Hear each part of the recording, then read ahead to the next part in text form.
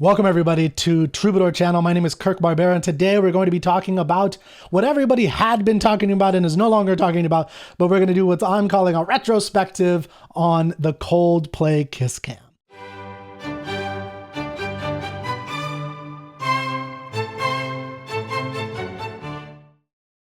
What I'm really interested in is not merely what happened, why it happened, but the commentary of what it happens and of the happening and all of what that means about us as individuals and our culture and everything in between. The evaluative tool that I use in life, in everything, comes from the study of the great canonical works of Western and world literature from Homer's time to our own time.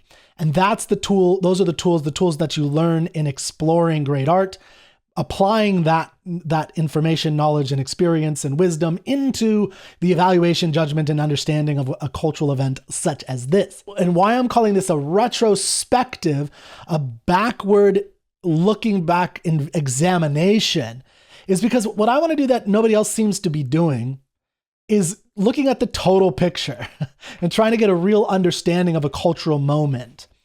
And there's a lot of things that we're going to learn about our own selves and about our culture and about history.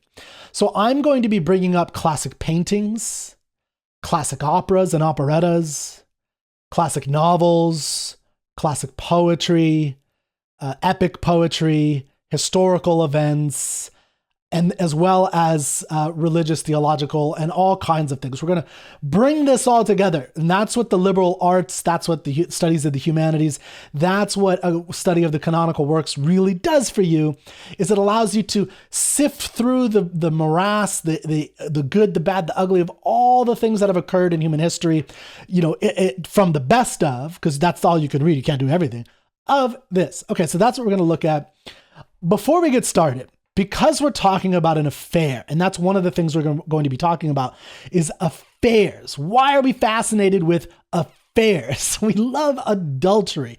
I mean, particular religions have made it a sin of the ultimate kind. We're going to talk about Dante. He puts the sinners of flesh and adultery in the deepest rungs of hell. Not the deepest rung, one of the earlier rungs of hell, actually. We're going to talk about public shaming. We're going to talk about the surveillance state. We're going to talk about how the left and the right, and not just politics, in soul, in the sentiment of the soul, how that you could see that playing out in the commentaries of what's going on. And what I want to help you do is study this and look at it and think about it for yourself. If you want to study this stuff with me, go to troubadour.studio. By the way, I'm going to be talking about a lot of books, so I bought them here. My book, this is the galley for my translation of the Iliad. This is for first-time readers. I worked really hard on the translation to make it something that anybody can read and pick up. I have some introductory stuff, but it's not 500 pages of introductory, or sometimes it's 30, 40, 50, 60, 80 pages of introduction, where it's just the academic proving how great they are. No. This is about your experience of reading this work. That's what I have here. This is my favorite book. I've been reading it since I was 10 years old.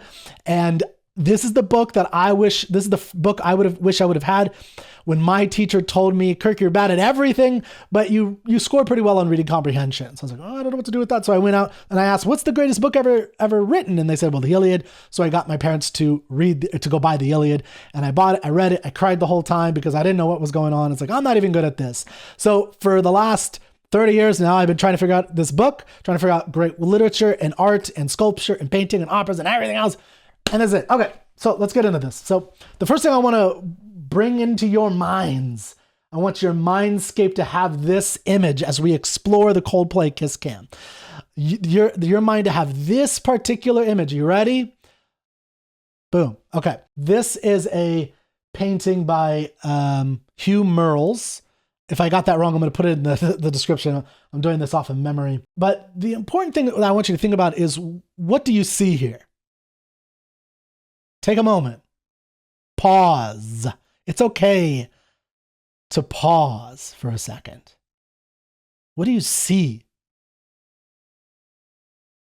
Who is she?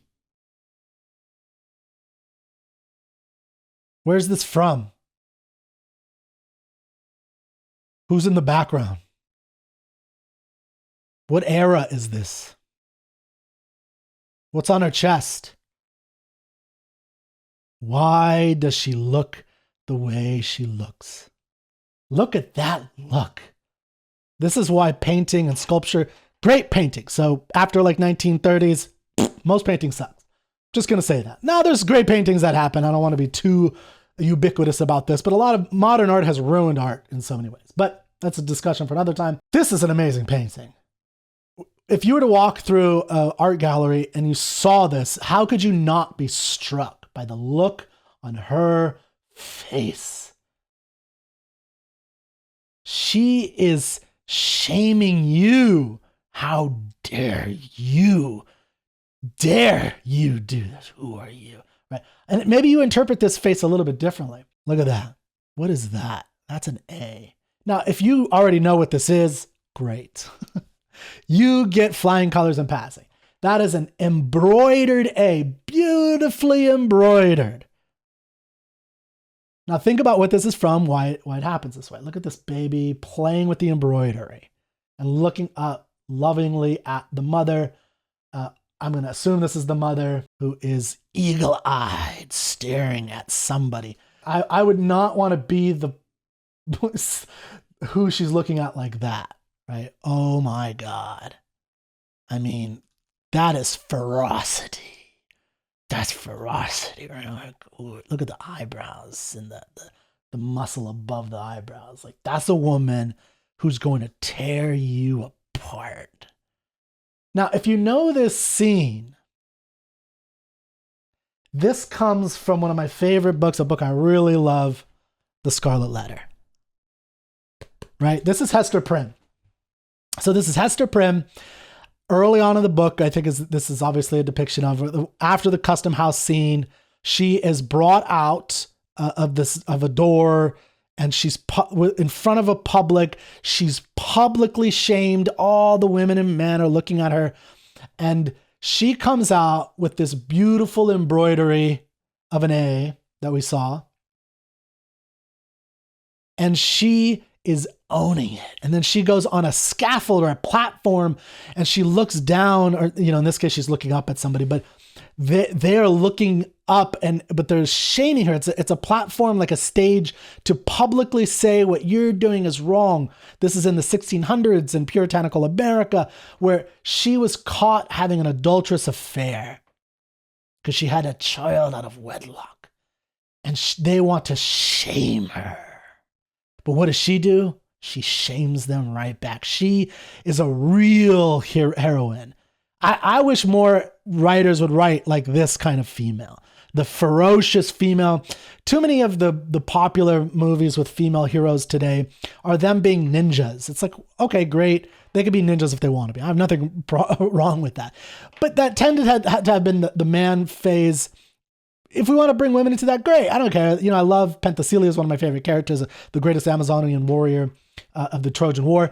But my point is that women in history and literature have had such an amazing ferocity to their character that I just don't see a lot of, where it's like everyone's shaming them and she's not breaking down. She's shaming you right back. She has a heart of steel, of iron, unbreakable. She knows she is very confident in her own understanding of what is going on and her own experience. So remember that image. And now we're going to go into the Coldplay Kiss Cam that went viral. And we're going to talk about why it went viral. We're going to talk about it from a marketing perspective. Hopefully I don't want this to be 16 hours, but I'm not afraid of this being long. So I hope you enjoy the conversation. But we're going to talk about this from a viral standpoint of what makes things go viral. Why did this particular thing go viral when this type of thing happens all the time? People getting caught doing bad things, stupid criminals, and they get caught, and people watch it, but it doesn't go this viral. Why did this go so goddamn viral that everybody watched it? And Jonah Berger wrote a great book, 2012, Why Things Catch On, Contagious. We're going to talk a little bit about that. There's a few elements here that makes this clearly virality, and you can learn something about this with going viral. But I want to show the Coldplay Kiss Cam that you've seen a million times, but I want to show it from two angles, and then we're going to go into some of the commentators' reactions to this. We're going to look at video commentary and written commentary, and I want to make a point about the fact that the two mediums, I do video, by the way, but I advocate and I'm trying to sell you on reading great books. And there's something important in this as well. Okay, let's get into this. Yeah. Oh, look at these two. All right, come on. You're okay? Oh, what? Either they're having an affair or they're just very shy. So that is the image, the angle that you've seen. I know you've seen it. You could pretend like you've seen it. You can lie about seeing it. But it's like when someone asks you if you ever have seen porn and you say, no, you're lying. Everybody's seen that. Now what I want to do is show just a different angle. And there's a reason for this different angle. It's an angle you probably have not seen. And this is going to reveal something else as well. Now what we'd like to do is say hello to some of you. The way we're going to do that is using our cameras. So if you look at the screens, we're going to come looking and see who's out there to say hello to. By the way, you may have seen Coldplay in their next concert after the Kiss Cam scandal, telling the audience. But did you know that they did that in this one? Look. The way we're going to do that is using our cameras. So if you look at the screens, we're going to come looking and see who's out there to say hello to. Okay, so I mean, give me a break. So, okay, they warned the audience that they were going to be doing this. Wow. Okie doke. Great. Beautiful, wonderful. Let's keep going. Let's go looking, please, for the first person to come up on the big screen. So he does this whole thing. Now, you might have seen this guy. He's now famous, of course, because in the first shot, he's always shown, right? So this is the context. So he's got it holding on this brother for a while. Now, I've been to a Coldplay concert. This is the vibe of it.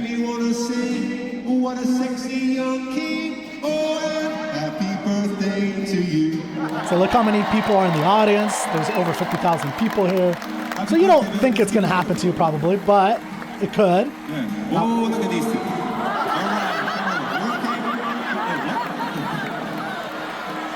Either they're having an affair or they're just very shy.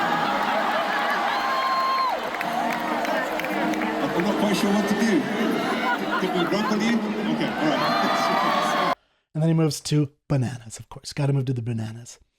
Okay, so one thing I hope again, this is a retrospective. We're trying to actually examine what's really going on here. So one thing that you may notice here is that stupidity is on display at the greatest level ever, at the highest levels.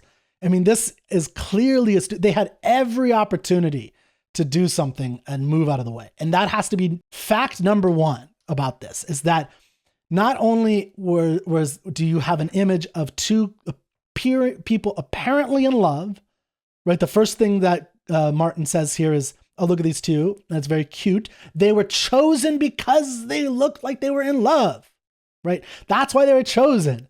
And then they react and all hell breaks loose. The point is that they had every opportunity to not be caught if that's what they were trying to do, which they obviously were trying to do. So that to find any sympathy for them is just, in my opinion, absurd. But that's a conclusion. I should wait for that. My point is that that's a fact, is that they had every opportunity to not do this. They did not. They made the choice to go here, to do these things. Now, I'm not evaluating affairs as wrong yet. Let's get there for a second. Notice what was the first thing I showed you? Hester Prynne. How does she react to shaming and these types of things? That's important here, is the character of these individuals. But that level of stupidity, I don't feel bad for someone who's that stupid. Too bad. You get what you deserve. Stupidity should be punished. Par excellence, this is a great example of stupidity being punished. So now what I want to do next is I want to examine the immediate aftermath of the actual concert, like within the concert. So, and this all happened very fast. We're not going to go into all the details of this because I don't have the investigative abilities to do this, not only for myself, but I just don't have any staff or anything like that. If you want to support me, go to troubadour.studio and give some donations or just send me some money or whatever. Here's somebody who was apparently at the concert very quickly after getting home, I think, and, kind of mentioning and talking and getting into this, looking at it. Cheater, where'd you meet that no good white trash hoe? So that's it. Really, it's a TikTok video. So another thing that was pointed out very early, and again, this happens This happened the night of, or I think the early morning, like 12 a.m. or something.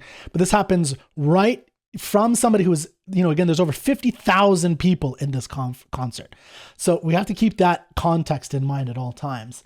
And, on Reddit, somebody went on and said, and this, this is not the first thing. Again, a lot of people, I think, at the concert went on and looking for this.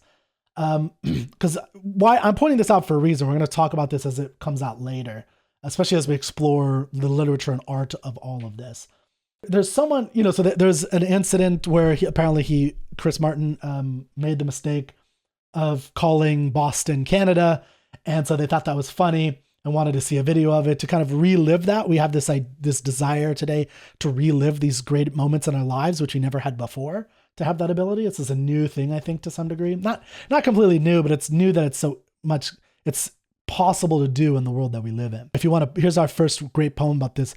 There's a poem called Tintern Abbey by William Wordsworth, which I think explores this emotion where William Wordsworth, who's going to an abbey that he saw when he was a few years younger, having a great moral epiphany in his life during the Revolution, the French Revolution, and all the revolutions in the air in the late 1700s. And he returns 5 years later, 5 summers later, he says, with his sister Dorothy, and she has a similar reaction to the Abbey and these types of things that he saw before. There's a kind of a connection that they share with this. And he talks about the view of her face and how that reflects his own inner feelings. That's why we love these things so much. It's the internal, externalized so that we can be portrayed. This is very similar to how art works. But it's not just art. It's just a fundamental physical thing that we have as human beings, a psychological thing that we have as human beings. So this person right away, again, very quickly, the same night or the early mornings, anyone wondering about the couple Chris pointed out on screen? The woman covered her face and they both ducked out of the set frame so fast. And then Chris was like, maybe they're having an affair. Then he moved on to the two women with banana costumes, right? So again, it's like there's something wrong with the way this couple obviously portrayed themselves and what they did.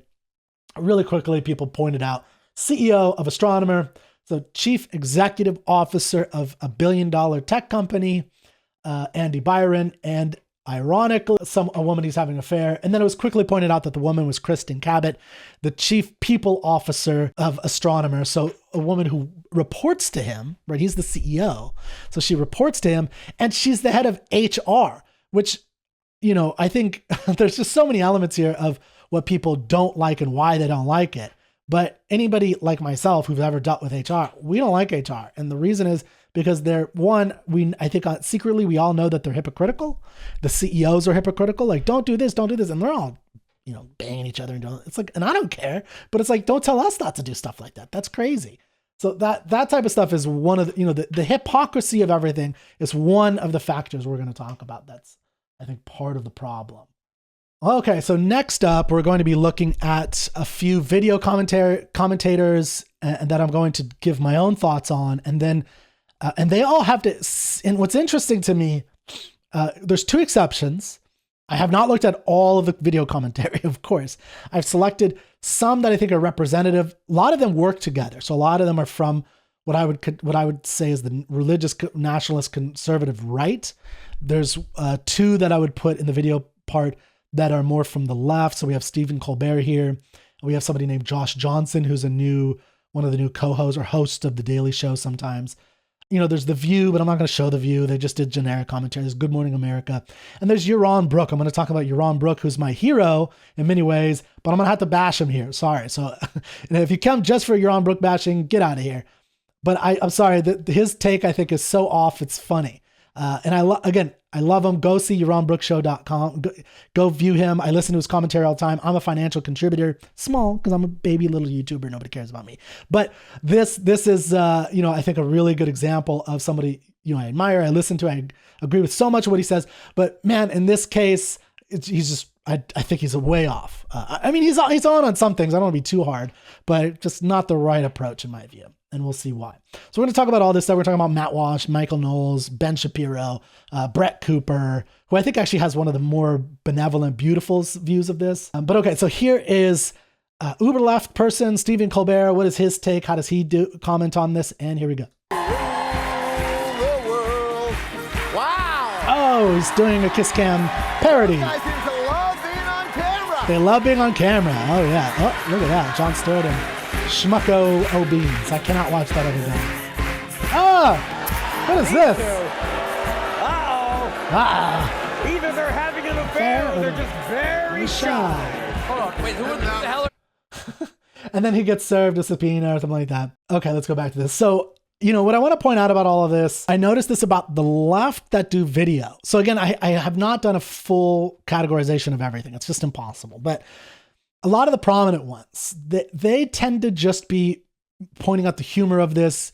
They're focusing on the relationship between corporate entities.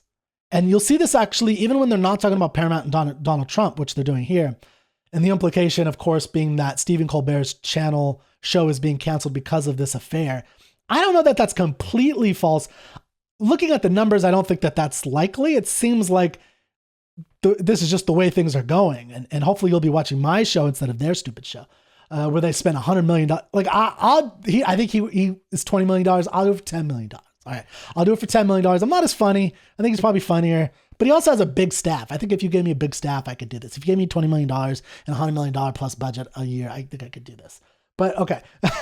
No, not to say he has no talent, whatever. But the point is that, it's expensive. This, how much this cost me? $0, because I'm broke and nobody pays me anything. So I hope you love this and like it, share it, and comment it. And, contact me about my Omega Seamaster watch that I'm selling.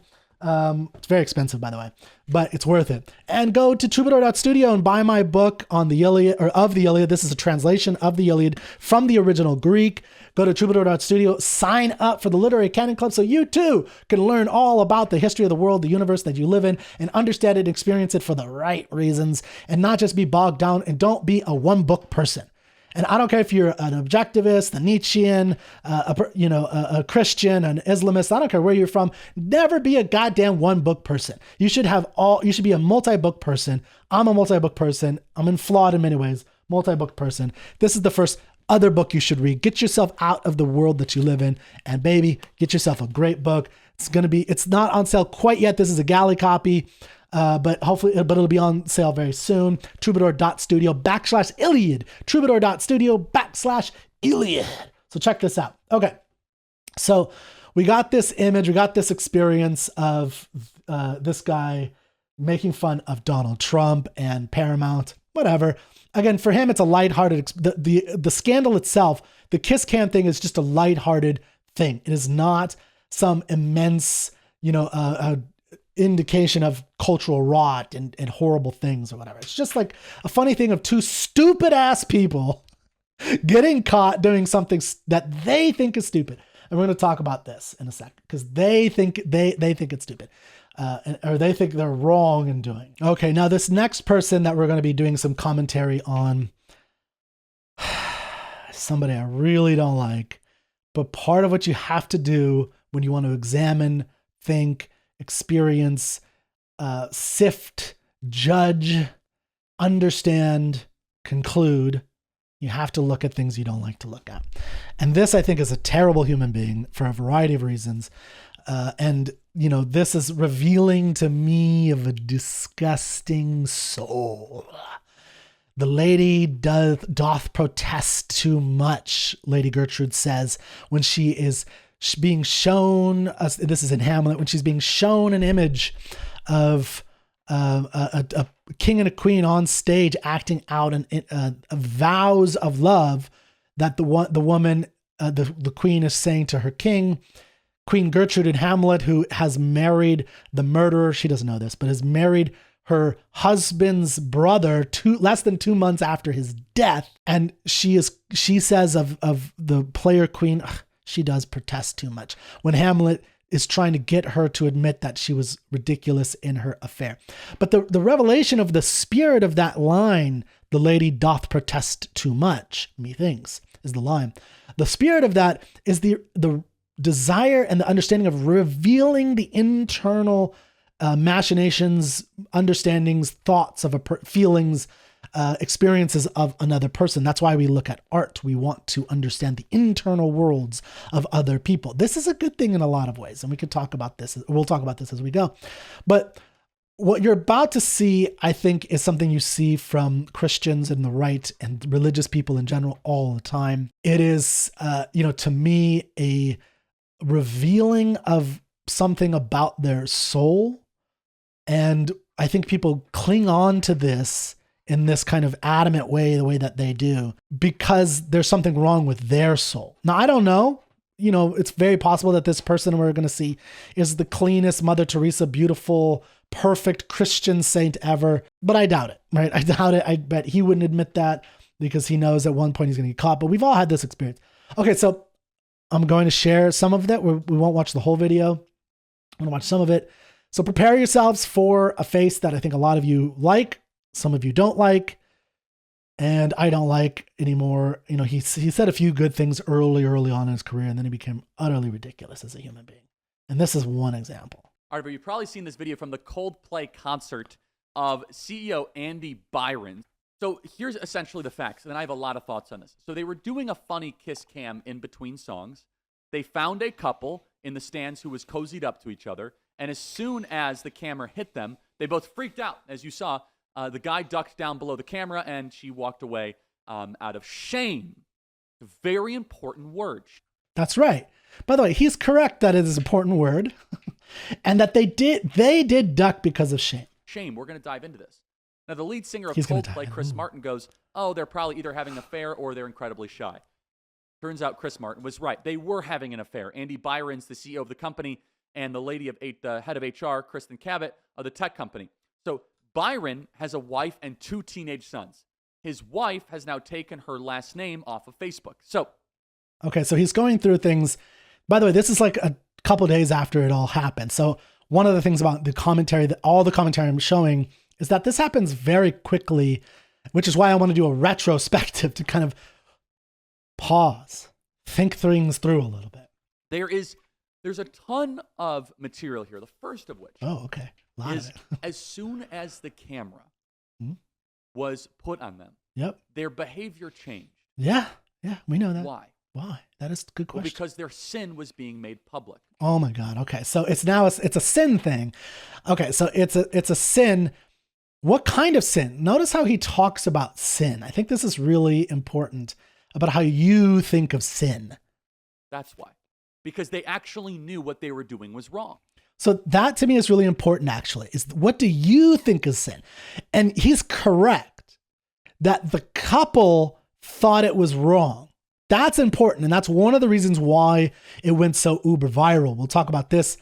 As many people have pointed out, had the couple merely just went there, and even if they were like, oh, crap, we got caught. If they would have played it cool, then they would have been fine. And their spouses would have learned about it more than likely, as they should have if they're lying. By the way, we don't know that they're lying. We don't know anything about this affair, right? We don't know anything about the relationship and their experience. We don't know anything other than apparently loving couple embraced at a concert, was shocked at being seen, and then runs away.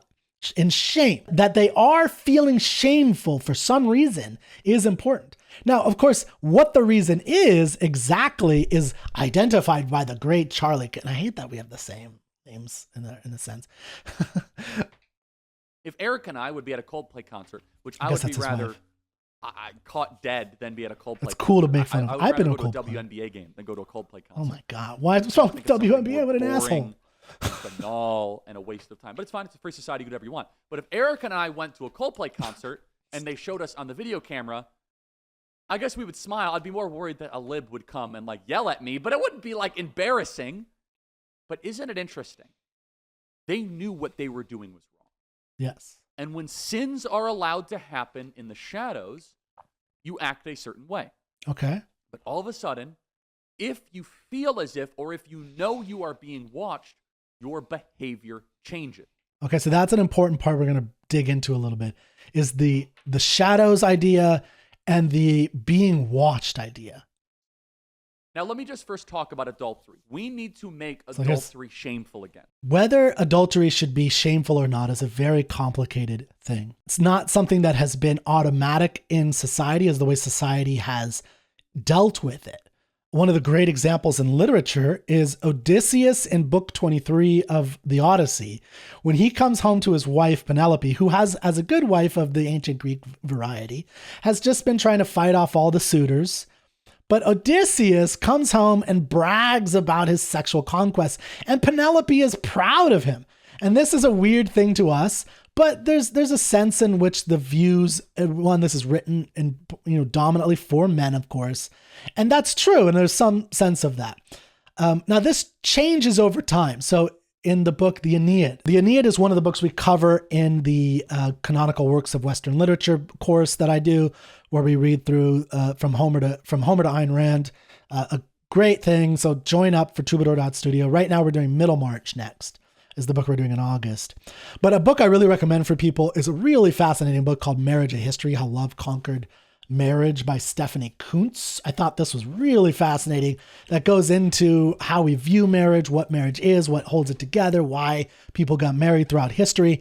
Not just as conservatives do today, unfortunately, the unthinking conservatives, where they basically imagine that existence starts in 1950 or something. And they forget all about, and they don't have no examination of how marriage was throughout all of history.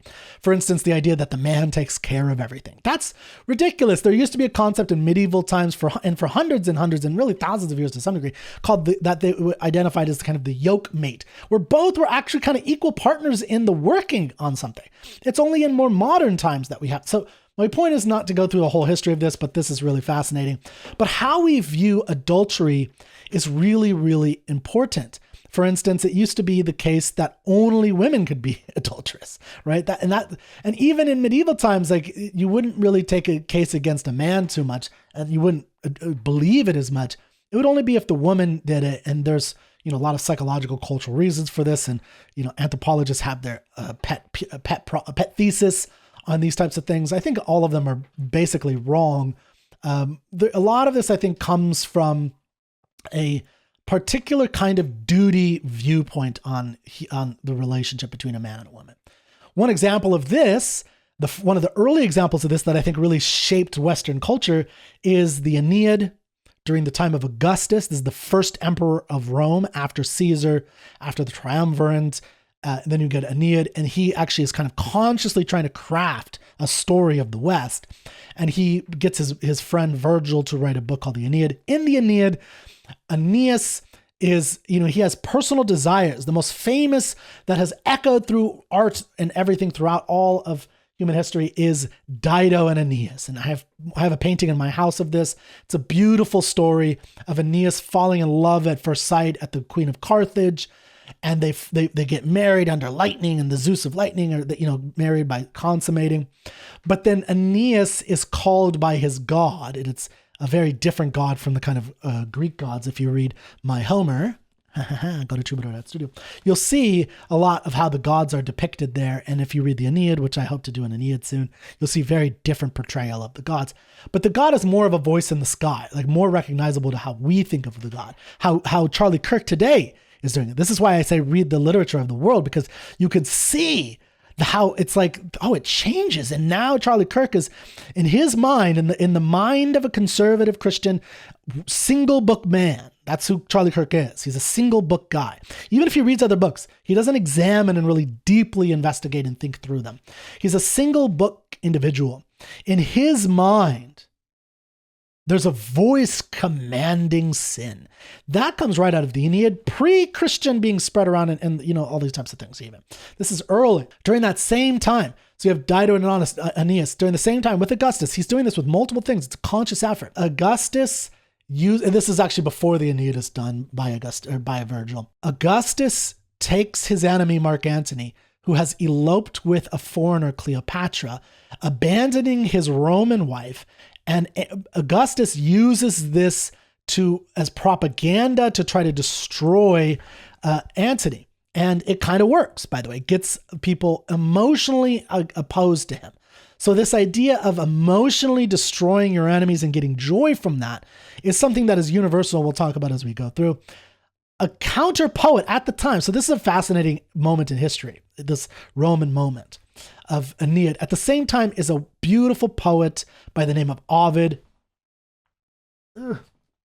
These are really fun. I recommend these. Ovid love poems. He also wrote the Metamorphosis. We don't do the love poems as much in the Troubadour show yet, but I hope to do some of them. But in the love poems, which I've read, not all of them, but a lot of them, in the love poems, he's kind of telling you how to seduce women, how to kind of get away with affairs type of thing. Like there's some risque stuff. You see that even in the Metamorphosis. More than likely this, and maybe some perceived promoting of adultery, Augustus exiles him. Now he doesn't kill him, thank goodness, but he exiles him. My point is simply that the history of shaming, and we can go into shaming throughout culture all the way, we're talking about Hester Prynne, right, at the beginning. There is a real history to that. It's not always automatic. The whole point of the Scarlet Letter is that there's more to the story. That's what you have to remember when exploring art, is that there's more to the story and not to just get hung up on this stuff. Back to this. Way too many people cheat on their spouses. We put up with this way too much in our society. Methinks the lady does protest too much. Adultery should be shamed. Methinks the lady does protest too much. Not because we are cruel, but because it tears at the very fabric that holds families and communities together. Whenever I hear like a Christian doing this type of thing, I'm sorry. And if you're a Christian, I love you. I have nothing against you, just to be clear. But it's like the term I think thou doth protesteth too much, which is modern. Like I heard that in high school. I heard that throughout my whole life. A lot of times it was used when I was growing up as like someone who's protesting to not being gay or how gay that is. And they're pointing out how everything's gay. It's like, that's gay. That's gay. That's gay. You're gay. I'm not gay. You're gay. Everyone else is gay. And it's like, it's the protest too much in the sense of denying all these things to the point of, why is this person denying at such a grand level? Why are they doing this so much? It's like they're protesting too much. And it's maybe there's something internal to them that's like, I don't know. Now, again, I don't know. Maybe Charlie Kirk is, I have no idea. But there is that view of like what's going on with these guys. And we know that we see the kind of affairs that happen with Christian people all the time. And part of that is because they're so repressed. Because they have a view of sin that is from your God speaking down on you and saying, you are sinners. And the sinners in the hands of an angry God or something, which is a puritanical view. It's not a private matter. It leaves children wounded, spouses betrayed, and society more cynical about love, loyalty, and commitment. So he cares about society. He cares about the family people. I care about the family people too, by the way. I agree with him on that. But it's not private. I find that really interesting. It's not that whether it can or cannot be private is up to the individual. It's that it's not private, period. If we truly believed in God, an all-seeing holy judge who calls us to righteousness, we wouldn't treat adultery as a mistake, but as a violation of sacred vows made before him. Yeah, and so this idea of, again, this is a good book. If you're interested, check more of this. But this idea of the covenant between God, that is a Christian view. I think it's one of the most destructive things. There's a great there's a great example of this in history. Milton, who wrote Paradise Lost. That is one of the books we read in our series. It's a great book. It's one of the big 5 epic poems that I think everybody should read. And he also wrote something called the Divorce Tracts, where he advocates for divorce for not connecting spiritually with the person that you've married. And I am I'll just put it out there for myself. I'm a big fan of marriage. I take it very seriously. I would love, that's a dream of mine, but I also take it very seriously. I don't want to just marry anybody. And I'm also an advocate of divorce. You get one life. You should try to find the greatest person you can attach to, connect with over romantic love, grow together. But to me, a marriage is a relationship or a contract between two people. It's just an agreement between two people. One or both parties can change, alter. That person has changed so much because people have free will that I don't want to be with them. Now, what standards you have for that divorce over time is up to each individual person. I would not want to marry somebody who, if I farted, they divorce me. So something ridiculous, like, oh my God, Kirk is a little smelly or he got sick. I like the sickness and health type thing, like the idea of bearing with somebody. That is an individual thing of when I am talking to women, I'm looking at their character. What kind of character do they have? But that is not a covenant with God. that God is imposing this to do this way. I think that is a horrific view that imposes a kind of serious guilt that leads necessarily, because it is so anti-human. It is against human nature, and it does not allow for the exploration of love, even within the marriage. It destroys it on so many levels. It is a horrible concept. Milton, who was a very religious person, he understood it as well. He tried to, start the conversation to the best of his ability about this view, trying to get rid of, you could only divorce somebody through adultery. That's the only way you could divorce people before the divorce tracts. And it didn't happen automatically. It took a long time. We should confront it with the gravity it deserves. That is a breaking of the covenant, and done so publicly. Okay, but it I gets know that's his even view. deeper than this. Okay, that's his view. I get it. It's This deeper than Byron guy, let me say his name again, because he deserves to be totally shamed. This guy is a complete totally shamed. disgrace. Let me see. What is this guy's name? Byron. By the way, I think he deserves some shame to some degree, but not for the same reason. We'll talk about all the this way later. up here. Andy Byron's or Andy Byron. Did so in a work relationship in a company that he oversees. And you see in the video, they both dash away. But let's go even deeper. Okay. How would you act if you felt as if you were on camera and somebody was watching your behavior? Now this is important. This is very important, because I've heard this from multiple commentators of his ilk. And they all talk the same. And it's true. And he's not wrong. Let me point that out. I think there's something important about this. He's just wrong in how he manifests it, because he's a one book guy. When you think about it, that is completely indistinguishable than what we actually believe as Christians. Yeah, there's something to this. In fact, I don't have it with me. It's back there. There's a book called Romantic Manifesto I really recommend, by Ayn Rand, where she talks about the all-seeing judge and how it's manifested in different cultures throughout history, that everybody has it. Her observation, which is brilliant, her observation is that every culture has something like an all-seeing judge. What this really is it is an literary imaginative creation, or how it's manifested is that it's a literary imaginative manifestation of a real psychological thing in our minds, which is our own self-awareness, our own consciousness. So the all-seeing God, there's no such thing as a God. I'm sorry. Christians, I love you. There's no God. There's no evidence of God. It's ridiculous. I'm sorry. There's no spirit in the sky. But there are psychological connections in the sense that we are aware. Our mind is a machine, and a way more powerful than AI, that is just constantly getting data and on not only the external world, but more data on ourselves, baby. That's so important, is that it's on us. We have to remember that so much, is that we are always evaluating ourselves on some way, shape, or form. That's why one of the ways that you, kind of try to get out of this are these mantras that you say to yourself. I'm a good person.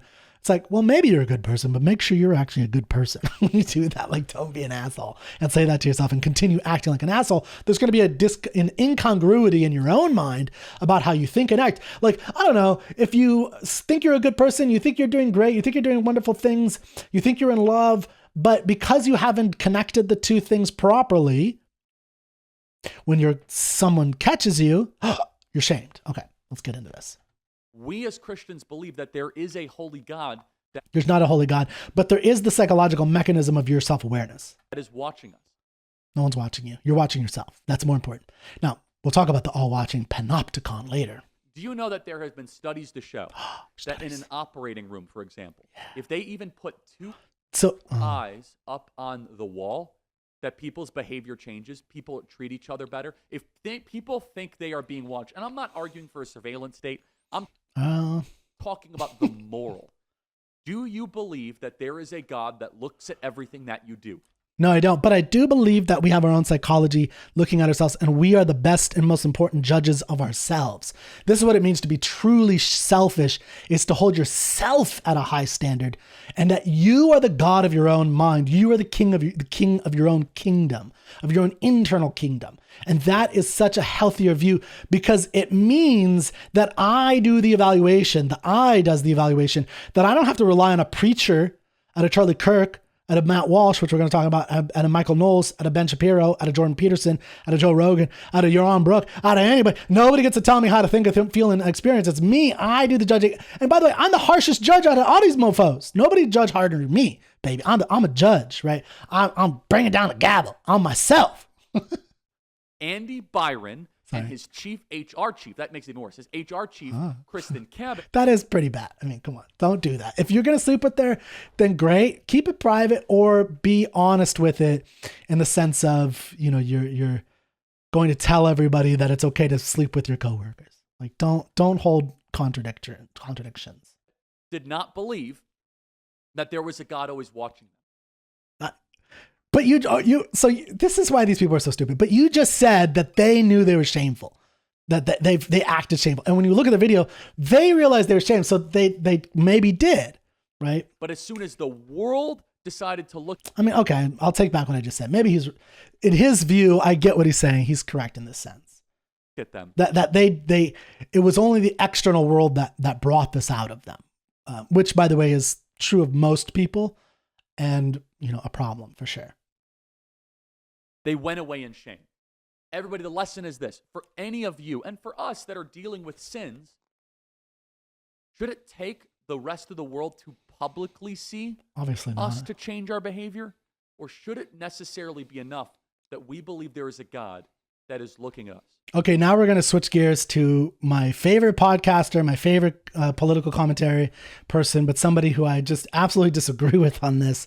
Go to the Yaron Brook show, watch his stuff. His commentary is so good. I don't want to make this representative of something he does all the time, but there is something here that I think is really important that is not correct. And I'm going to kind of go through it and, correct some things from my perspective on this. And this is my old CEO of the company I used to work for, the Ayn Rand Institute. Again, a hero. He's the one who got me into the movement because I was in the sense of he inspired me. A big fan. All right, on a much dramatically lighter topic. I like how he calls it a lighter topic, I guess. There's the Kiss Cam, and so he does take an article, which I'm going to look at the article he's talking about next. I think it's important. He gets his information from an article that I was like, when I read it, I was like, this is ridiculous, but okay, that's a start. the couple notices themselves. Jennifer says, oops. Yeah, I mean, oops. But this thing goes viral. The internet just goes nuts. True. Within minutes, online sleuths have identified both of them. It turns out he's the CEO of a software startup called Astronomer, and she's head of... in the ultimate. So he finds it funny too. I want to point this out. He finds it funny. And I want to talk about the humor of all of this in a little bit and what humor is, what we can learn about humor and how humor reveals stuff about ourselves. Irony, of course, she's head of HR. And both are married to other people. And the internet doesn't stop there. Okay. Yeah. Now, this is something that, so I'm trying to give all these guys a little bit of leeway, but not too much, because this is one of the problems with, this is one thing I've identified as a problem with all of this. Same thing with when something happens in the Middle East or in a public, it's the news cycle problem, is that there's a desire to snap judge and make quick judgments, final conclusions, because that's how you get views. I'm probably not going to get any views on this because of the nature. I'm trying to expand it into something more universal that we can learn from. They're doing commentary that I would have nothing to say in the first few days of this happening. It's been like a couple weeks since this happened. The story is basically dead now. But one thing he says that I know from listening to Yaron Brook and talking to him and learning from him, he doesn't believe. He says the internet doesn't stop. There. You hear that? The internet doesn't stop there. I know him. He doesn't believe that. This is something that if he stopped to think about it, he would understand this is an important point that's not merely semantics. We all do this. And look at what I just said. We all do this. That's not true either. It's a really important thing psychologically for our language that we have to do. I try to catch myself all the time in this. And that is the idea that group does X. Like the internet does X. The internet doesn't act. The internet is a bunch of wires and networks of computers, like my computers, it's my iPhone that I'm pointing at and my microphone that are recording right now. I'm going to put it on YouTube. You're going to access this on your phone or your TV, go watch it on television or wherever. And that's the internet. It was not the internet that did this. It was not everyone on the internet that did this. It was a woman, there's a couple of people who took a video of this. They chose to upload it. It was the couple that did this in terms of their shame and revelation of their shame at a public venue. And then there were some individuals within the internet who acted. In other words, just like I showed at the beginning, there were people who wanted to know the tea, spill the tea. That's a very human thing. And so they went out looking for it. Some people obliged them, just like how there's paparazzi. And then, yes, there's a lot of people who were finding humor in it. We're going to talk about the humor in it. And then there are the Charlie Kirks and the Matt Walshes and all these other people who, like everybody had to have a story. There's the India Times or something had stories. All over the world, people had to have commentary on it. We could talk a little bit about why. And maybe there's some of what Rearden's saying here, but I think he's way blowing it out of proportion, in the sense of what really people were connecting with this was not what I think he's going to say. It continues to seek out the spouses. Yeah, I don't think that the individuals who did that to the spouses are great people, just to be clear. I think you should leave the spouses out of it for the most part. Like, I don't think that you need to go chasing them down. That's bad. Harass them on Facebook. I don't like that. I agree with him on his. It creates memes and... The memes of what? The spouses? Nuh-uh. I mean, I think there's some memes that reference what, like, don't go, or there's one meme I saw of a young man who's going on a fishing trip. And then like he gets, he realizes, oh wait, when you go on a fishing trip and your wife is, has Coldplay tickets, something like that. Right. And so there's a kind of that semblance of it. I don't think that's the greatest. That's not what 99% of the memes are. So we'll talk about this in a few minutes.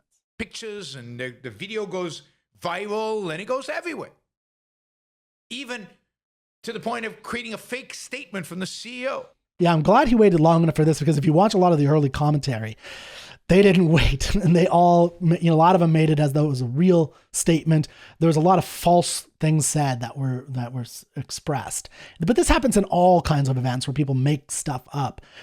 That's part of what you have to wait and think and express. So I'm glad Rearden caught this. Non-apology. I mean, it's exposed. It's the biggest story over the weekend. Now, this is just horrific. I don't know why it's horrific. Why is it? It's a kind of a horrific, like suicide bombing horrific. I mean, come on, Rearden. It's a display of the nastiness of the online world in which we live. So this is what to me is interesting. What I don't agree with is that it's a display of the nastiness of the. Now, I want to try to defend and be honest here, because again, I like Rearden a lot. So what he's referring to specifically, I agree with, isn't good and it's nasty, which is that kind of paparazzi desire to invade people's privacy. Yes, but they were in a public place. I mean, and this is not what people, the 99% of people on the internet, individuals on the internet, that's not what we are reacting to and finding funny. And we'll show in a second something. Like people relishing other people's, I mean, the couple is screwed, right? But So I want to talk about this too in a second, the screwedness of the people. I'm going to show this real quick. You have probably seen these, and I want you to look at what people are generally actually making fun of, parodying, satirizing, laughing at. Yeah. Oh, look at these two. All right, come on.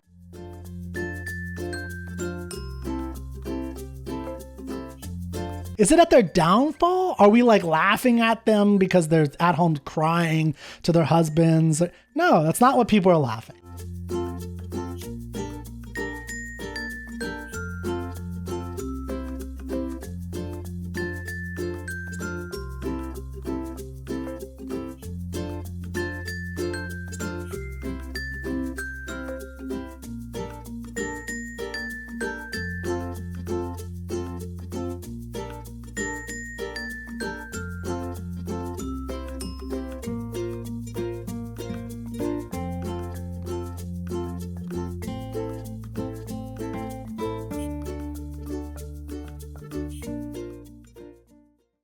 Yeah, they almost forgot.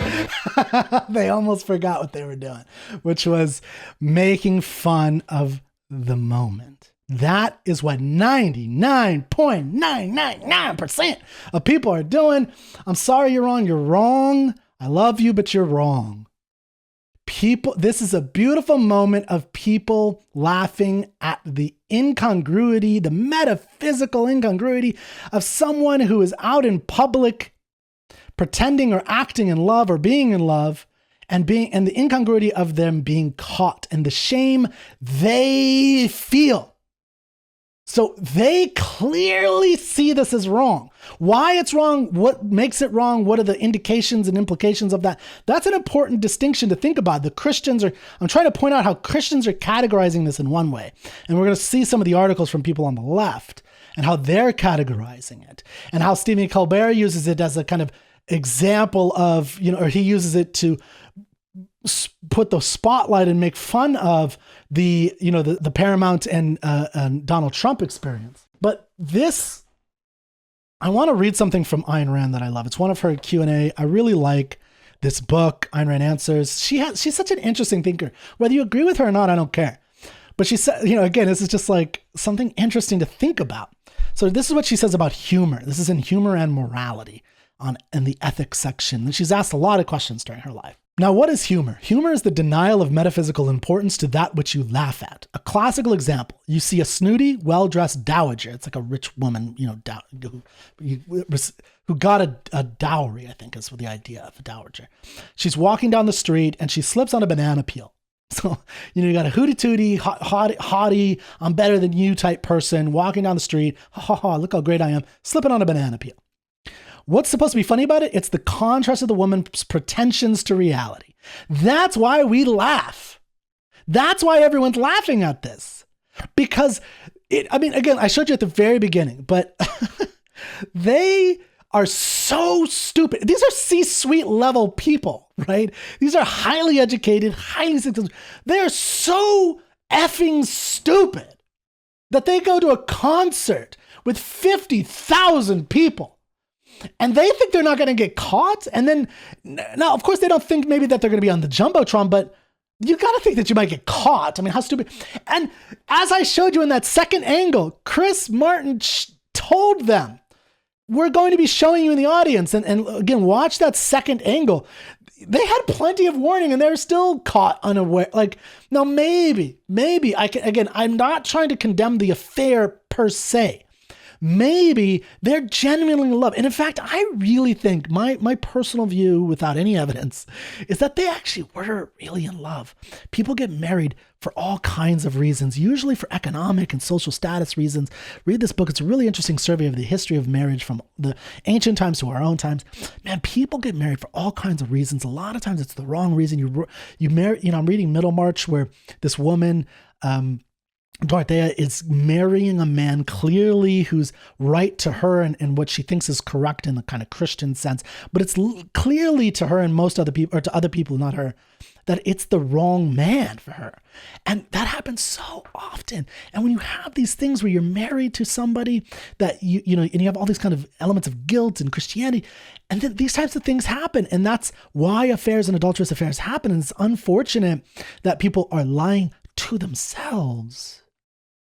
Because that's what's happening in 90% of adultery. Is not that it's most of the time I think these people really love or have real affection for their spouse, but they just don't love them anymore and they don't know how to get out of that kind of thing.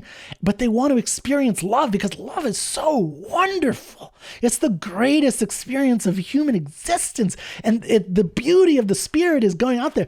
And that I do love. That I think that may be what's going on with this couple, unfortunately. And I'm going to talk about the ruining of their lives that Rearden talks about a little bit. But man, if you have that, be a Hester Prynne. Have some cojones, own it, love it, say that I want to live for myself. This is my one life. I'm going to love the person that I want to love. That's so important. And, I think that might be something about what's happening with those two. Maybe. It could be something else. I don't know. But notice how they were chosen because of how beautiful and lovely they looked. It's also indicative of this, that the woman, unlike normal affairs, is 6 years older than the man. How often does that happen? How often does it happen that a C-level CEO of a billion-dollar company is sleeping with a woman that's older than him? What is the likely scenario there? The likely scenario is that they're in love. And the fact that they were so stupid, I think, is sad. And I hope, and I'll hold on to this for the ruination part of their lives. Because I'm going to give them, if you're listening to this, I'm going to give you guys some ways to get out of this and have a good life. You do not have to go from adultery to hating your life. Like that is, you're having your life ruined. But sticking on the humor, if you're laughing at the evil in the world, providing you take it seriously, but occasionally permit yourself to laugh at it, that's fine. What Ayn Rand's talking about with the slipping on the banana peel is she acted very grand, but reality undercut her with a plain banana peel. That's the denial of the metaphysical validity or importance of the pretensions of that woman. Therefore, humor is destructive, which is proper, but its value and morality depend on what you're laughing at. So that's what we're laughing at here, though, in the moment. I mean, people aren't thinking clearly, and, like the haughty woman, for instance, in the story that we just heard of humor that Ayn Rand's talking about, we could dig into that story and create a great backstory where we should be sympathetic to her, just like I just did with those two people on stage, the Coldplay Kiss people. But that's not what you're laughing at. What you're laughing at is exactly what Ayn Rand's talking about, the undercutting of your metaphysical reality and how you're denying it. And that's what they're doing. They are denying metaphysical reality on such a heightened level. It is hilarious. I mean, to imagine that you're going to have an adulterous affair that you think is wrong. They think it's wrong for whatever reason, whether it's the HR reasons, whether it's their spouse reasons. I don't know. Maybe they're polyamorous, maybe they're swingers. Maybe there's all kinds. Maybe both partners are aware of it. I know of many affairs where partners are aware of it, and they love the spouse so much that they want to stick with. I mean, marriage is so much more complicated than anything we want to portray in Christianity and religions in general. But the point is that all those things could be true. I don't know, but that's not why people are reacting to this. That's not why people love this. That's not why people think it's hilarious. It's for all the parody reasons that I was showing you, that moment was funny, pure and simple. Now there's more to the story, which is why you should read literature. And I'm going to once again plug, go to troubadour.studio/Iliad, buy the Iliad, learn about the great history of literature from Homer to our own times, and explore it with me live. You can actually join. We're going to be reading Middlemarch by George Eliot very soon, and I will make you a better person, because you don't get to be a better person by being a one-book person. You become a better person by being a canonical person, meaning you create your own canon of great works. Okay, let's continue with my boy, you're on. Sorry, guy. Got to tear you up a little bit more. I love you, though. People's failures. Again, as I've said, that's not why they laughed. Sorry. They laughed because of the reaction. This has been pointed out thousands of times. If they had not acted that way, if they would have been like, as I said earlier, and or waved and pretended, it would have been fine.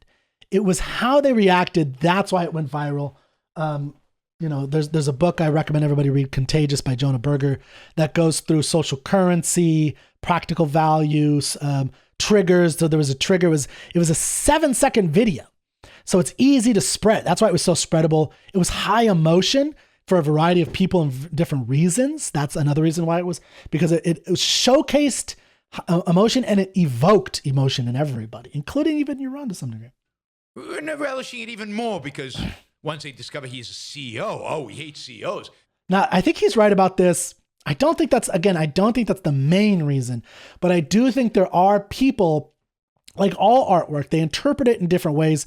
Charlie Kirk and Matt Walsh, and they interpret it differently than like Stephen Colbert and those guys who are going to interpret it as, bye-bye CEOs. We don't like CEOs. We don't like companies. I think he's right about that.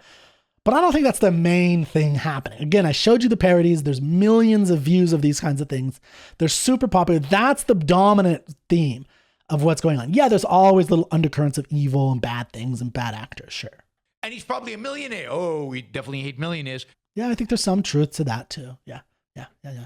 And she's an HR. So again, sorry, Iran. You do this to other people, so I get to do this to you now. But there is something that we have to, like, a CEO is not great just because they're a CEO.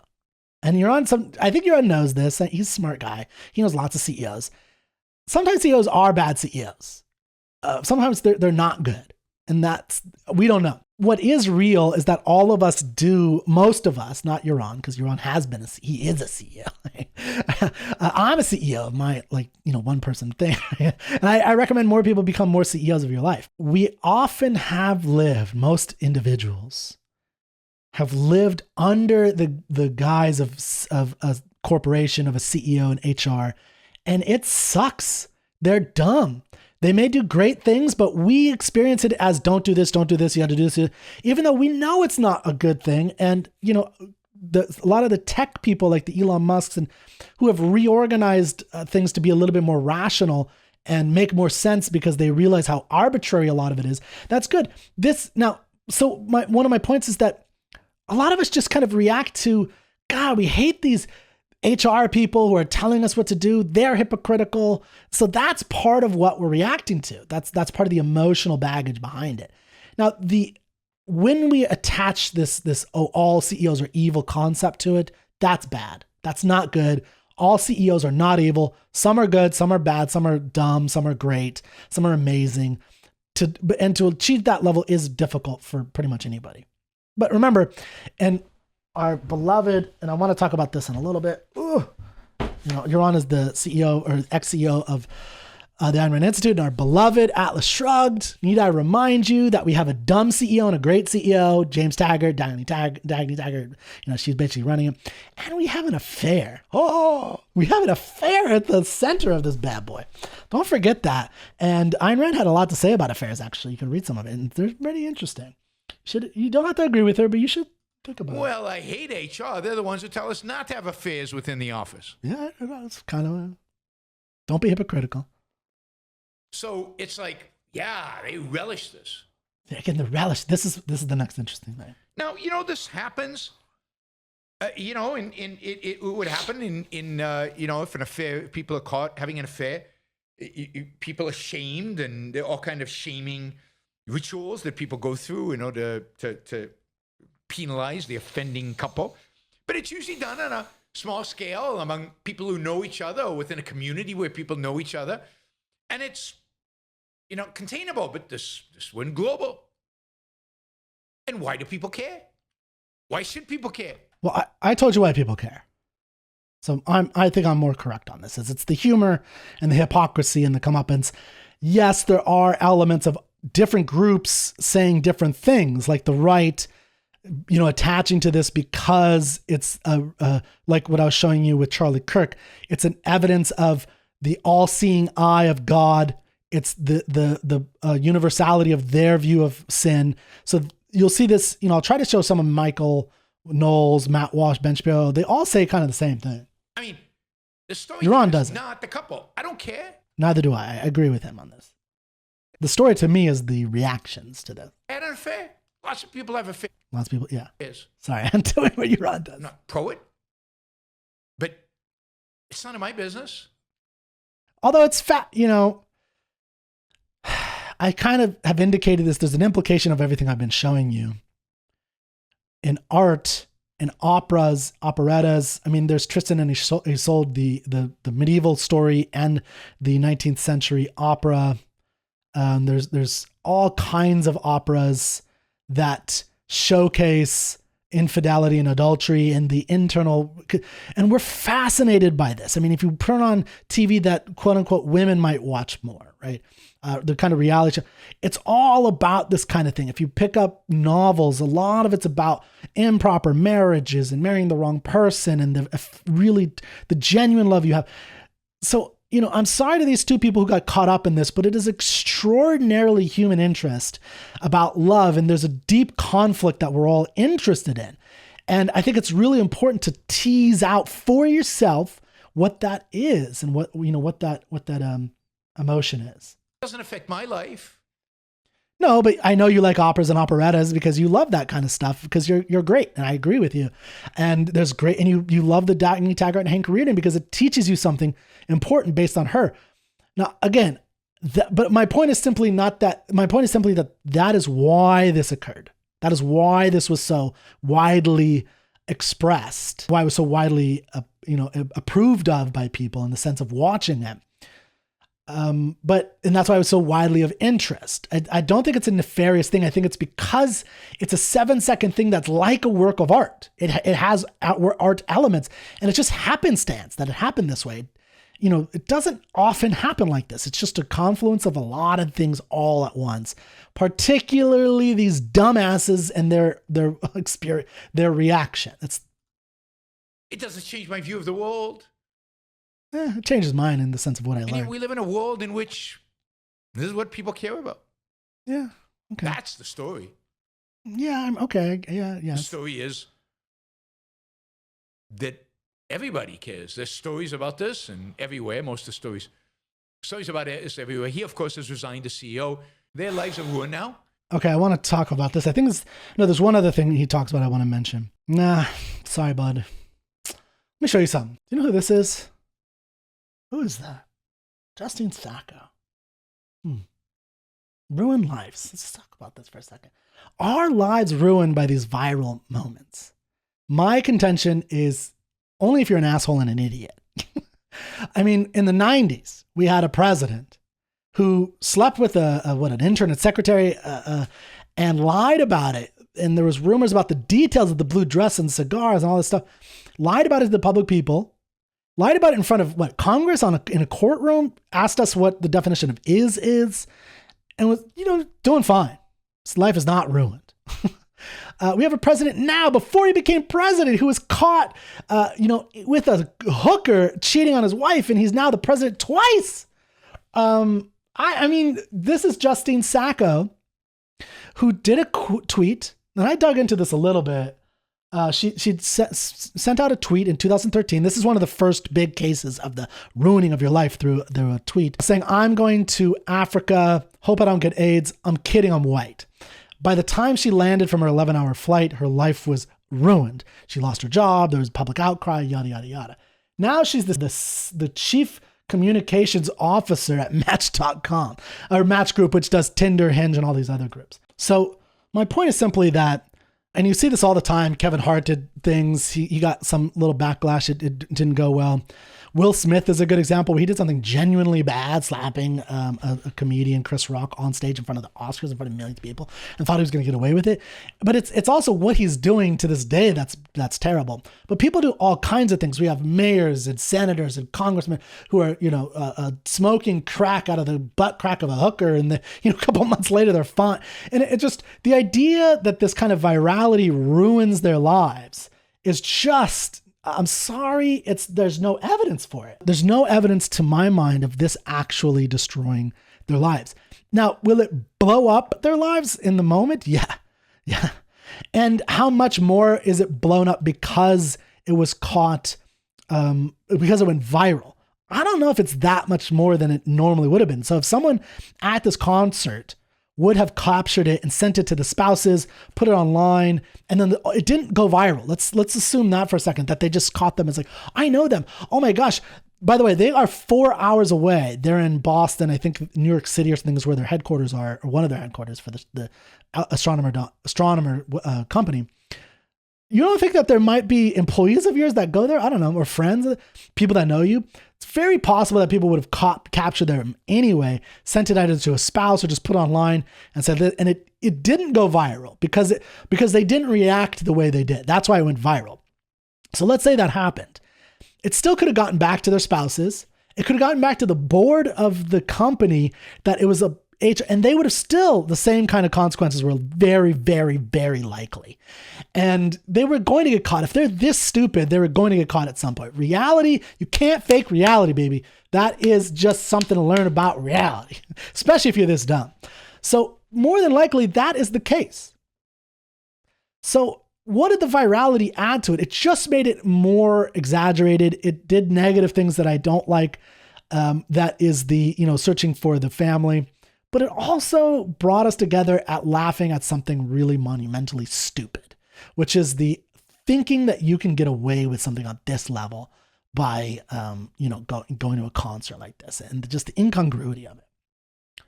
Okay, but it didn't ruin their lives. It doesn't ruin people's lives. It can if you're an idiot, but if you're smart, use it. Their faces will be plastered all over the place. Did you know Justine Sacco when I said it? Probably not. I forgot. And she's the chief communications officer. People will get over it. And you know what? I want to go back to the love thing. I want to give advice to them. If you're listening to this, which you're not, because nobody listens to this. Get together. If you love each other, get together. If you genuinely love each other, get together. Don't let the adultery, don't let the virality get in the way. Be a Hester Prynne. Wear it with pride. Shame them. Say, I made a mistake only in being shamed, only in living a false life. That's why you should be ashamed. I want to read something that Dagny Taggart in Atlas Shrugged says to Hank Rearden. So Hank Rearden is married to Lillian Rearden, but he's so saddled with guilt and faulty premises about love and experiencing his own life that he doesn't know how to get out of it. But his desire to live and to love and to enjoy life and to have the beneficiary of his own character reflected back to him and the woman that he genuinely loves, which is this great Hester Prynne-ish type woman, this great woman of the grandest and even grander than Hester Prynne, Dagny Taggart, who's the real person running this grand transcontinental railroad. She's heroic. She loves herself and loves her actions. And, when they're together, there's a moment when they talk about their relationship. And Dagny says, Hank, I want nothing from you except what you wish to give me. Do you remember that you called me a traitor once? I want you to come to me seeking nothing but your own enjoyment. So long as you wish to remain married, whatever your reason, I have no right to resent it. My way of trading, so being a trader, is to know that the joy you give me is paid for by the joy you get from me. Notice that's the core. So my advice to these two people, the Kristen Cabot and Andy Byron, is if you genuinely love each other, be traders with each other. To hell with everybody else. Own it. You guys are C-level executives. Make a statement together, have a picture of you and say, you know what? We learned our lesson. The lesson we learned is what Hank and Dagny later learn, especially Hank. And although for Hank it's too late, and it probably will be too late for these people because they're not smart and they don't really, or maybe they don't really love each other. But the lesson is to not care about what other people think and to make your own assessments of what brings you joy, not be saddled by mistakes you might have made in your marriage and life before, and to leave your spouse no matter what and go to be with the one person you love and that you'll have an actual life with and enjoy this one life you got. I mean, you guys are in your 50s. You got, 40 years left maybe. Be with each other, for God's sake. Dagny says, my way of trading is to know that the joy you give me is paid for by the joy you get from me, not by your suffering or mine. So the suffering, this is so important, I think, to Ayn Rand's philosophy. The suffering they do feel, especially Hank, because of his guilt, because of his brother, his wife, society, and how they would look at him and these things that are wrong in his assessment. She's like, I'm not trading on that. That is irrelevant. I'm trading on the love and the joy you bring me and the joy I bring you. And if I bring you joy, come get it, brother. Not brother, no way. Come get it, fella. I don't accept sacrifices and I don't make them. Boom. I love that. I don't accept sacrifice. Don't sacrifice your goddamn life to a miserable marriage. God, so angry. It makes me so fucking angry that people do this. If you ask me to give up the railroad, I'd leave you. Notice that's important. So the thing that is of greatest value to her, she's not going to leave it. But if ever the pleasure of one has to be bought by the pain of the other, there better be no trade at all. A trade by which one gains and the other loses is a fraud. You don't do it in business, Hank. Don't do it in your life either. Freaking great advice. Okay. I don't care. But the affair, by the way, in Atlas Shrugged is not a minor part of this story. It's actually a pretty major issue in the story. And I think it's very important, and that it's great that Ayn Rand puts it in this way because it's a learning moment for everybody, including Dagny and Francisco and, everybody except for Galt, because Galt is perfect basically, but he's also not the most prominent feature in the sense of concrete characters. He's the most abstract, the less quirkized, the less having his own individuality in a certain sense. I mean, I don't want to go too far into that, but okay. Opportunity. But go. Yeah. It's just go visit him. This we live in an era, in a time, and maybe we've always lived, and now we just have the tools to manifest. This is the last point I want to point out. But it really is disgusting when you see human beings behave this way, of just relishing the downfall of somebody else. So I want to emphasize one more time, that's not what 99% of people are laughing at. They're not the laughing and joy at the downfall of other. There are people who do that, and that's not great, except for if it's a downfall of someone that you really don't like and they're evil or something like that. But I don't think that's what's happening with these people. Particularly if they're successful. And again, I don't think that that's primarily what's happening from what I've read and seen. Particularly if they're rich. I don't think that's primarily what's happening. I think it's how stupid they are and their pretensions that they could evade a reality, and the reality slapping them in the face, the banana peel. I mean, it's a 7-second banana peel. That's literally what we saw. Watching them fall. See, he even knows it's a fall. Encouraging the fall. Maybe pushing them a little bit. No, there's no pushing. Come on. Pushing. We did it. Come on. You're on. Come on, man. We didn't do shit. They did it. They're dumbasses. Fall hard. Come on. Fall harder. Yes, there are people who do that. Yes. And that's bad. You should not want it to be worse than it has to be. But come on, dude. This is so absurd how dumb they are. I mean, he warned them, for God's sakes. And the head of HR, CEO, and they're married to other people and they're going to a concert. I mean, come on. Do I have to spell it out? Destroying people's lives. Not destroying. Over something that is probably destructive of a relationship, but you don't know what's actually going on. True. You don't know. True. Why they're having an affair. You don't know the details of their private life. Okay, we're going to stop there. I want to point out a couple things from the article that Euron is quoting from and talking from. He even quotes and reads. We skipped it. From Kat Rosenfield from the Free Press, or this article is from the Free Press. I looked up her a little bit. She seems like she's center-right-ish. I don't know. But the thing that struck me in reading this right away was the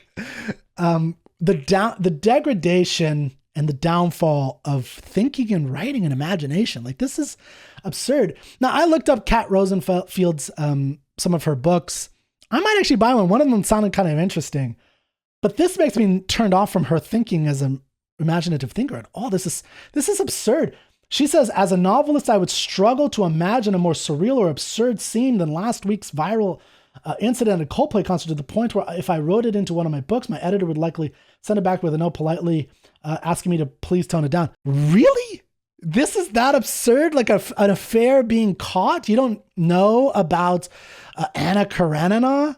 About Hester Prynne, about Dido and Aeneas and the grandiosity of the drama. I mean, I don't know how to pronounce some of these operettas, but there's Strauss and Offenbach, operettas about infidelity, playing either humorously and sympathetically.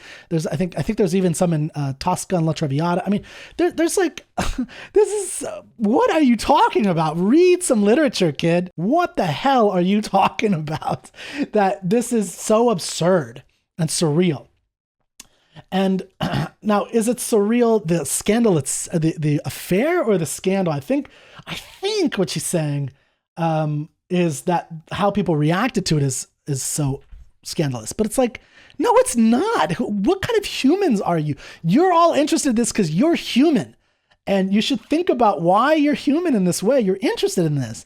Now, how much should you be interested in this? How much should you be fascinated? But that's a good question.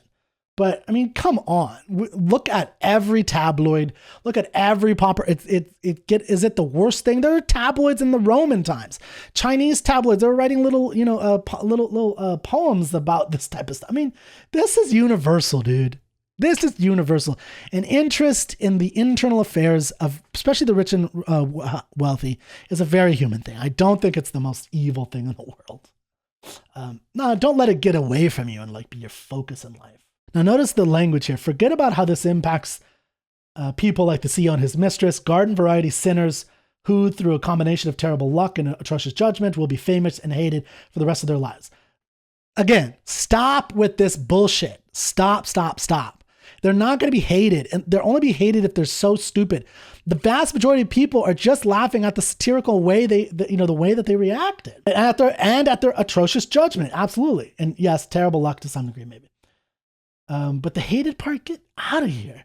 You don't have to feel sorry for them, although I kind of do, blah, blah, blah. If there's a truly compelling reason not to normalize shaming as a global, always on public spectator sport, it's not that it degrades the humanity of the shamed. It's not even the trite who among us is not canoodle, blah, blah, blah, with their side piece justification. Here's the thing. It's simply this. When we take joy in the distress and ruination of other people, we make monsters of ourselves.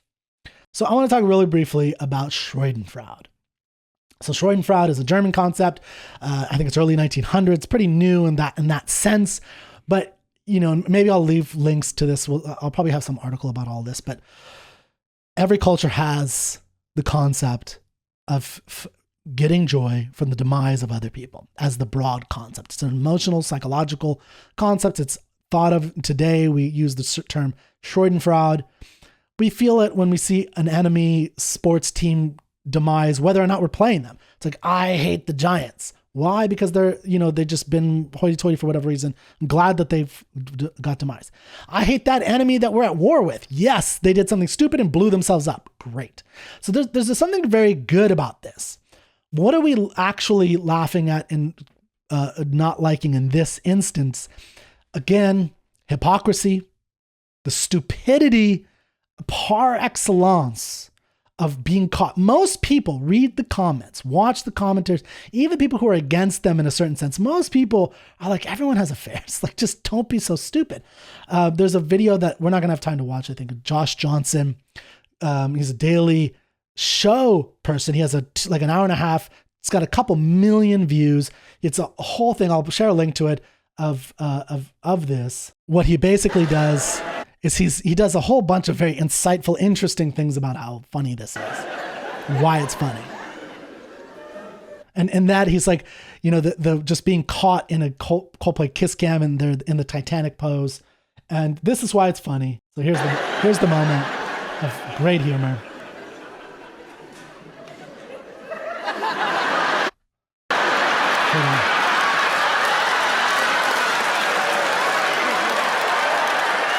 He holds it, boom. So again, be more lighthearted, everybody. Come on. This is why people are laughing. Did you notice the laugh at the look on his face? That's funny. That is the essence of funny. That is clear funniness. And he does a lot of conversation. Again, it's like an hour long. A lot of discussion about the state we live in, you know, the kind of expectations of going to a concert, just in the moment itself, and just all kinds of things. I didn't find all of it funny, but there's a few moments that were pretty damn funny and I think interesting to see. That's Josh Johnson. Okay. So to kind of sum up some of this, did not ruin their lives. It's not Schadenfreude. So Schadenfreude is a universal concept. That ancient Chinese, you can find a concept for it. Ancient Greeks have it. Ancient Romans have it. Medievalists have it. Everyone has a concept for enjoying the demise of other people. It's who you identify as the enemy that's important. Here, the enemy, in my view, is their stupidity. Not that, again, for 99% of most people, this is the benevolence of the American and the world of the internet, is we're laughing at their stupidity. Now, is it too much? Maybe, but too bad. You know, it's the internet. That's the way we live in that world now. So this is somebody who was on the Daily Wire, is no longer on the Daily Wire. And I think her spirit is correct here in her spirit of this. This is Brett Cooper. I think that you guys have all seen the Coldplay video by now. If you have not, let's run the clip. We're not going to watch this clip again. Over HR, I don't even know what a chief people person, officer does other than that. And they are both married to other people. So now there are memes everywhere. My favorite thing that has come out of this entire scandal is the fact that at sporting events over the last couple of weeks and other concerts, people have been doing the Coldplay cam, basically. Everybody's acting this out. Like they're all like standing in the prom pose, pretending to be this couple, just hoping that they get on camera, and everybody's ducking. It is freaking hysterical. It is amazing. Yes. I love the internet sometimes. And there's also been this whole debate online about whether it was right for these individuals to be, you know, exposed and to have, you know, their names released and all of that. And it's like, what did you think was going to happen? Like, yeah, so she has some of the best insights in it. You went in not deep insights, but it's just like, she's right. That's a good reaction. Public. It's not like you were inside your home having this affair and somebody was like outside from social media being like, what are they doing in here? Like, you were in publicly like kissing and hugging. You were at a public place where maybe you were going to be on camera. Like, that is just a risk. You might think that it's private because it's a dark concert, but often there are these cameras. There are social. And as I showed you, Chris Martin told you it was going to happen. Everywhere. If you are somebody that is on X, on TikTok specifically, you should know, like, whether it's a good thing or not, everybody's filming all the time. The man, the CEO. So this is something about that I love to think about what is and what should be. So what is that we live in this world of people can film you at all times when you leave the house. That's a fact. There's no going back, baby. It's done. Pandora's box has been opened. What you do about that is think. Ooh. Oh, put out a what a crazy concept. I mean, he was like, I'm so embarrassed. It's like, okay, so this is one of the things she's wrong about this. This is not a real statement. So I'm gonna. The woman, if you are cheating on your husband and breaking up your family, I really don't have any remorse right now. I don't feel bad about making fun of it. I don't feel bad about liking every single Coldplay Cam video that I see because you screwed up. Yeah. You are breaking the most important commitment that you have in your entire life. For what? For a fun night at Coldplay? Coldplay? All right, sorry. So that's all we're gonna see. You could watch that video. I'll link all of those below. Now I noticed, I don't know her religion. In her trailer, interestingly, when she was announcing the new show, she had a lot of Ayn Rand. But this is the thing, is that you cannot just escape the religiosity of what you live. But I like that she talked about it as a commitment. But here's the problem I have with her view of that it's a commitment. We don't know. So she's making an assumption. They could be in a polyamorous, polygamous swinger relationship. We just don't know. Maybe the other two people were having affairs with each other as far as we don't know. We don't know. You have no evidence to say that they were deeply committed to each other other than marriage. And so you translate marriage into one singular way. It's a one book way. Now, she's not a one book person, I think, because she's read at least Atlas Shrugged and Ayn Rand, and she's had it infiltrated her soul a little bit, which is a great thing. Now, the next thing I want to point out. So I know we've gone on for a long time, but too bad. You'll like this. Stick around. I want to point out the general reactions from the more thoughtful left, where it's not just, finding humor in it, like the Trump and Paramount thing, or of Josh Johnson teasing out of the 7-second experience and all the reactions, all the things of commentary about our own existence in life and the world that we live in today. Now we're going to move into some of the I don't want to call it serious because it's not that. Again, it's not that thoughtful. What I think I'm doing is thoughtful. I don't think what everyone here is doing is thoughtful. But okay, I'm just being a jerk right now. Is that there's a interesting thing that connects all of these people who I would classify as more leftist. Not necessarily in their views 100%. Right? This is from The Guardian. What is the sinister truth? Should we feel weird about the Coldplay cheating drama? What is the thing we should feel weird about? Coldplay is a reminder that there's no escaping going viral.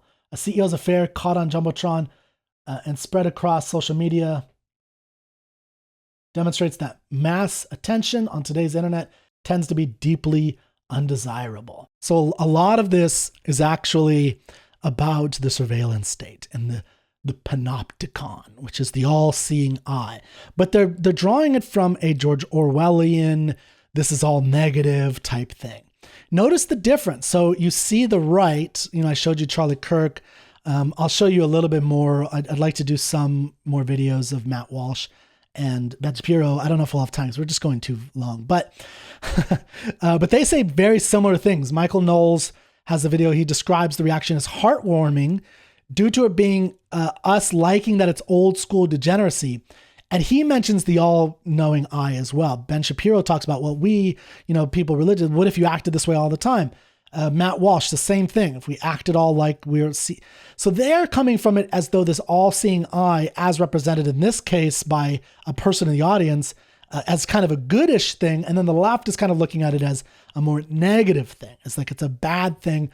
And now, I don't want to go into too much of the details of their psychology of what this might reveal, of what are you afraid of, is in the sense of, what I think Brett Cooper has one of the most benevolent reactions to this, which is the idea that it's the world we live in and just get over it and deal with it and don't be stupid in the way that you act.